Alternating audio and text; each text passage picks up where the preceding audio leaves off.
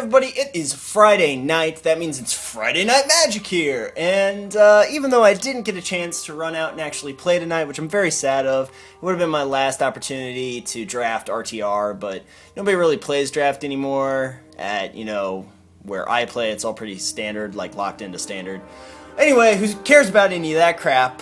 I figured in celebration of Friday Night Magic, I'd go ahead and give you a little deck tech of Obedient Dead.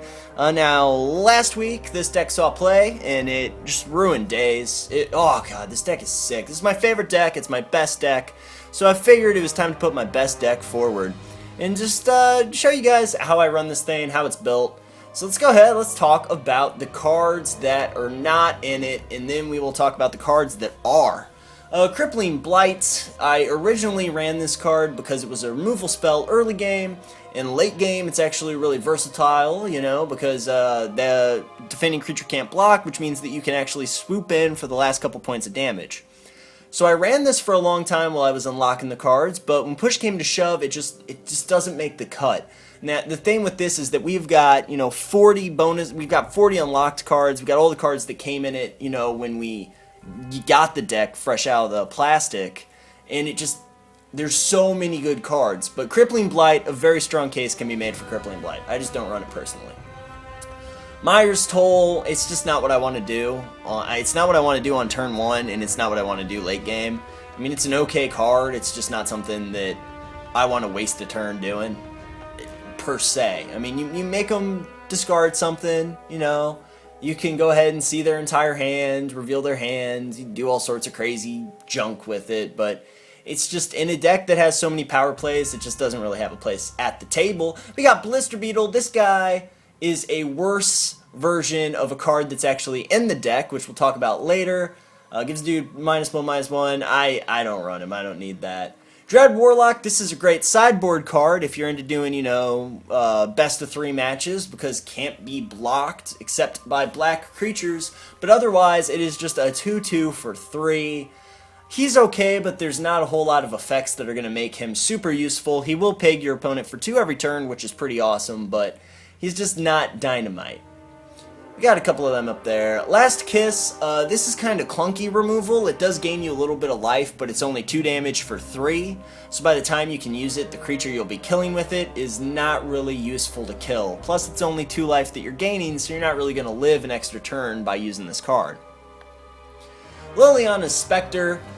This is just kind of a different build than the one I went for. The one I went for is the Destroy Install, which is where you kill everything they put onto the field early in the match, and then late game you just wreck them with the bombs that are in this deck. And there are some really, really good bombs in this deck.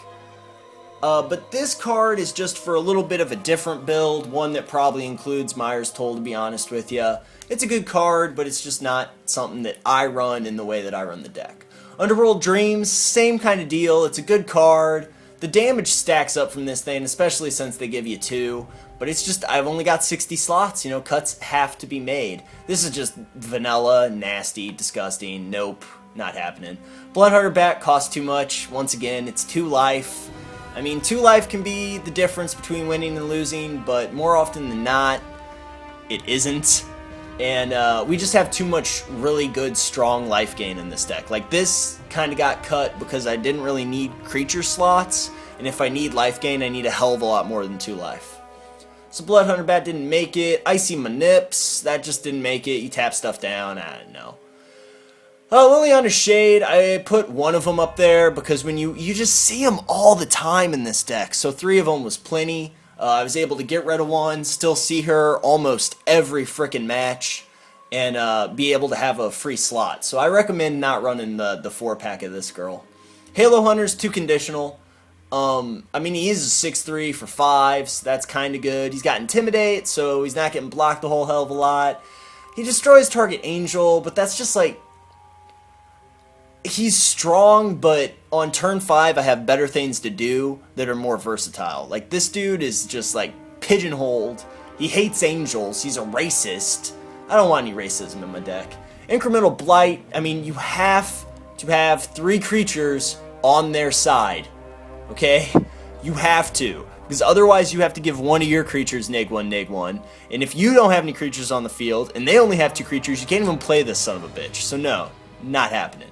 Nested Ghoul, he combos with one other card in the deck, where, you know, Pestilence Demon, you can just keep dealing one damage to him and shit out a bunch of, you know, zombie tokens. You know how I feel about 2-card combos. Otherwise, this dude is a 4/2 for 5 that's going to give you an outmuscled 2/2 when he dies. No, not great. Nightwing Shade, now this one I'm sure I'll get some shit for, but he's got clunks and pumps. That's what he's got. He's got clunky pumps, and I don't need that in my life. I got sick, sexy sex pumps. So I don't need a 2/2 5-drop. I know he's got evasion, and I know that I can tap 2 down to give him, you know, specialness, but I don't know. Screw it. Veilborn Ghoul, this card's just bad. I mean, it comes back in your hand, it's bad when it's in your hand. It's bad when it's on the field, it's bad when it's in the graveyard. It's just not good. Does it come back into play? No, it just goes to your hand. Yeah, it's just a shitty card. This guy, no. Just no. Don't do this. It just, like, Icy, man, oh, I got to share a story with you guys. I saw a kid play this against me, and like right when he played it, I was like, oh my, this guy is gonna kill himself tonight because this is just gonna go so poorly. And what did he flip over? He flipped over like both his Exsanguinates, which didn't do shit. He flipped over it was terrible. It broke my heart, and then I just beat the hell out of him. So it is bad times. Don't play that. It's too chaotic. Now, from my point of view, I don't play any card where I don't control the outcome. Flipping coins, rolling shit, I don't really buy into that whole mechanic, that whole play style. I like to know exactly what my cards are going to do, because that allows me to plan different strategies depending on what my opponent does. I don't like this because it's friggin' chaos. It is chaos on a card. I don't need that in my life. We got 2 Nightmares. This card's an oldie, but a goodie, but not in the decky. He's 6. I've won by turn 6. You know what I mean? Like, I've already got a strategy in place that wins me the game by turn 6. I don't need to drop a flyer that's huge. So we'll keep on going. This just takes too goddamn long to do in this format. Like, I mean, it was in the deck, and plus it costs too much. By that point, their good shit's on the field. They're about to beat you. Like, if you're getting rid of cards this late, it's probably not going to be the difference between winning or losing. Still, this was in there for a while, but it just takes too long when you're timed, too. That's the other thing. Like, if you're inclined to play this, I will give you a very strong warning that you just friggin' hit X and just exile however many you can. Like, don't even really read them. Just, like, pick a couple choice ones, and then for the rest of them, just hit X a bunch. Because the timer is not your friend. Pub X costs too much. It's good-ish. I mean, it's tricky. It's definitely tricky. You can wipe side with this card if you use it right. But it just costs too much. I have cheaper, better removal. However the hell you say this, Gorgon. This chick, she's got Death Touch, that's good. She keeps you from getting punched in the face, that's good. But she doesn't win you the game. She'll stall till you can win you the game. Till you can win you the game. Because it's all in here, you guys. It's all in your heart. But she just doesn't win you the game. I mean, she's tricky. She's got things to do. I don't run her. I mean, you can. This card, oh god, you guys, please don't play this card. This card, if it is Journey to Nowhere or Flicker Wisp, you lose. If you play this card and Flicker Wisp comes out, it's just G's and G's. Like, no. It's not even good. It's not going to hit. It has no evasion. It's not going to hit them. It's not going to, and it's a 4/4. For a jillion friggin' mana. No. Nope. If you build a deck around her in Paper Magic, like, I'm not even gonna say shit like that anymore because I'm talking about this format. I'm telling you guys how to win this format. I'm not telling you if cards are good in Limited or if cards are good in, oh my god, they're in Limited, holy shit. But if cards are good in, you know, other formats, I'm just gonna tell you about this game. Avatar of Woe. I love her very much. I love her. Like, her and I have a deep, meaningful relationship. She was in the deck for like 60 freaking years, but I actually took her out for a 1-drop, and I'm so much happier that I did. Like, she just will sit in your hand all day. all day. And you'll play her, and she will go nuts. She has won me so many games. This was the toughest cut, actually. It was Avatar of Woe. Because she won me so many games. I always treat her as an 8-drop. Never treat her as never treat her as a 2-drop, because that's not going to happen for you. And even if it happens, you have the 8 mana out by that time anyway. 10 or more creatures. If you're playing like multiplayer with a bunch of guys, Avatar of Woe makes it in. Like if you're playing 4-player, Avatar of Woe makes it in, but not on 1-on-1, not on 2-player, which is what I play the majority of. So Grizzle Beats, Grizzle Brain, Flying Lifelink, draw cards, costs a bunch, and does stuff. Fuck him.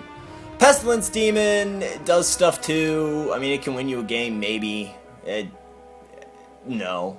I mean, like, anymore, it's just mana cost. It's just mana cost, and is the mana cost worth it in this particular build? Grizzle Brand, you know, maybe. Maybe that's something that I should consider putting in, but when you see what 60's in here, you're going to be like, what do you cut? Pestilence, I mean, you know, this guy's pretty good, but he costs 1,000 mana. He's not too good, you know, he's not double good. And then Plague Wind costs 9. I mean, Jesus Christ, once we get to here, I'm not interested. So there's no way that I'm interested in this. So that's Plague Wind, and now let's look at the 60 that we're running. Fumes, Spitter. This card was not in here for forever. It's the one that's better than Beetle. And it's really good. It is just really good. People don't understand what a beater those neg 1 counters are. Especially early game, this dude will attack in, he'll sack, he'll do crazy things. I love him. I freaking love this guy. Oh, we got Innocent Blood. Oh my god, you guys. Innocent Blood is the shit. I shouldn't have to tell you this, but I do, which makes me sad. Probably not most of my viewers, because most of you seem like players, but don't play a creature before you play Innocent Blood. Why would you do that? Why, you make me want to scoop against you, because I just don't want to be in a room anymore with the sadness that is playing a creature and then Innocent Blooding. You Innocent Blood, then you play a creature, then you laugh, because they're like, oh, damn. Gets rid of Hexproof, gets rid of everything. It's amazing. That picture is freaking awesome. I love it. Exsanguinate's amazing. It wins you the game. It wins you the game. I was playing against the red deck, the burn deck. It had me down to like 2 life. I was about to lose. I exsanguinated. They only had 2 cards left in their hand. Guess who won that match? They were at 20. I was at 2. I won because of Exsanguinate. It is amazing. Multiplayer, it's even better. Jet Medallion, this is mana ramp. If you don't play these cards, you must hate winning. Because on turn 2, okay, let's just run a scenario. You draw a card, okay, you've got one little swampy swamp out there.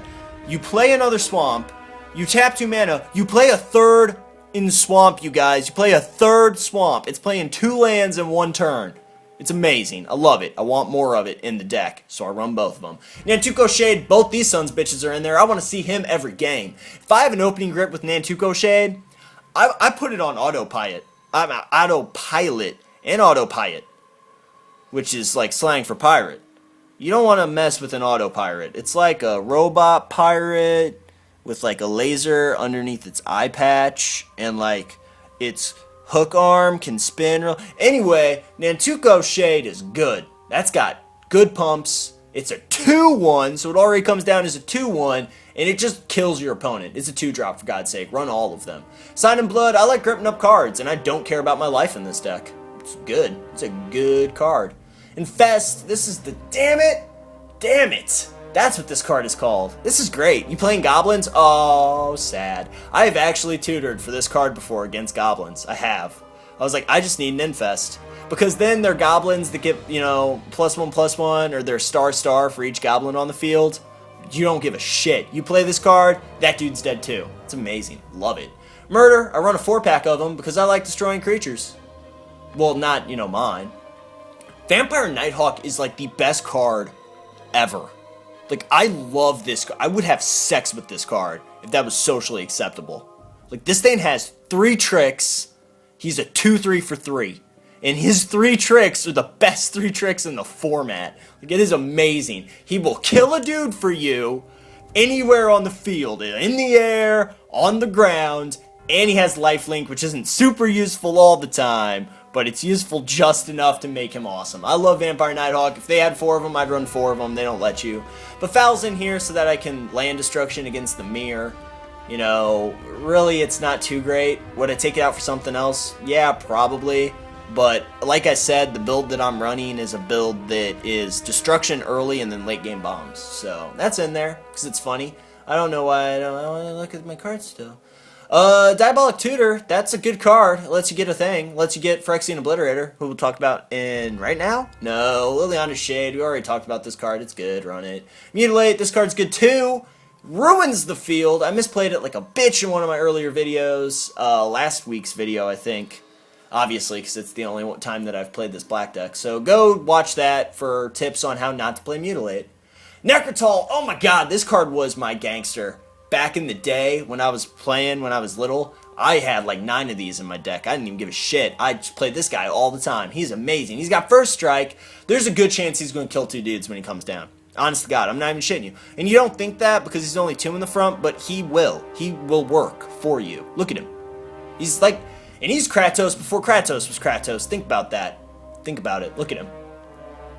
Phyrexian Obliterator is so good. He's so good. I have one of these framed above my bed. And I just look at it every night and I'm like, hey, I love you. And I kiss him passionately on his mouth. Look, he asked him for it, kinda. This guy's amazing. Read him. Read him, love him, play him. He's fantastic. 4-drop, jeez. If he didn't say anything else, if he was a 5/5 for 4, I'd still run him. Tendrils of Corruption, that destroys a creature and gives you life. That's in there. Rise from the Grave brings dudes back from life. Rise from the Grave is amazing because there are so many times where you will attack in with your Phyrexian Obliterator and they will do something like they'll nig 3 him in the ass, or they'll do something where they can get him down to where they only have to sacrifice 1 or 2 permanents. So they'll block and they'll be like, I killed Phyrexian Obliterator. I am the best. I am the best at this game. I had to sack 2 permanents, but I am the best. And you're like, guess who's back? Phyrexian Obliterator. And they're like, wow, and they scoop, and they cry, and you win. Corrupt wins you the game. It should say, you win. It's good. Play it as a finisher, most of the time, unless you need the life really badly. And, like, by really badly, I mean, like, at 10. Like, you're at 10, and you're playing against something that will kill you in 1 or 2 turns at 10.